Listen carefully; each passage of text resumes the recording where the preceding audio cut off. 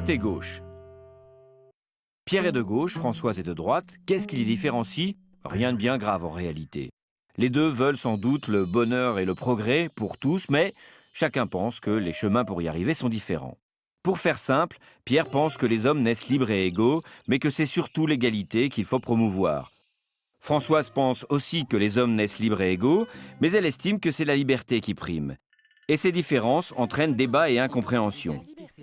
Pierre est donc de gauche et pense que Françoise, sa cousine de droite, aime exploiter les pauvres pour être encore plus riche.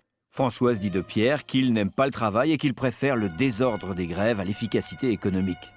Pierre pense de Françoise qu'elle est nostalgique et poussiéreuse quand Françoise imagine Pierre incapable de gérer correctement ses dépenses. Les clichés ont la peau dure. On dit que Pierre et Françoise sont de gauche ou de droite à cause d'une séance de l'Assemblée constituante à Versailles, celle du 28 août 1789. Juste après le début de la Révolution, l'Assemblée se réunit pour réduire les pouvoirs du roi. La question du jour était de savoir si le roi pouvait avoir un droit de veto sur les nouvelles lois, c'est-à-dire s'il pouvait s'y opposer contre l'avis du Parlement. Les plus fervents de la Révolution étaient contre. Les nobles et le clergé voulaient que le roi puisse user du droit de veto. Il se trouve que ce jour-là, ceux-ci étaient à droite de la salle, alors que les opposants au veto étaient sur le côté gauche de la salle. Les partisans du changement étaient à gauche, les conservateurs à droite.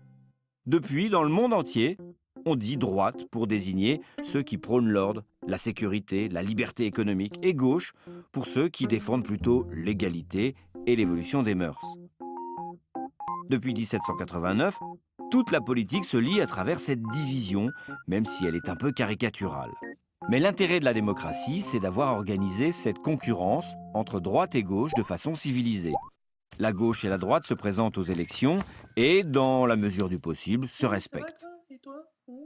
Beaucoup de gens râlent contre cette distinction entre droite et gauche qui empoisonne de nombreuses discussions et qui, plus de 200 ans après son invention, ne veut plus rien dire sur tout un tas de sujets. Mais cette distinction reste importante. Tout simplement pour qu'il y ait alternance, condition de la démocratie, et pour qu'on ait le choix entre deux façons de voir la société. Et tant pis pour les repas de famille électriques chez Pierre et Françoise.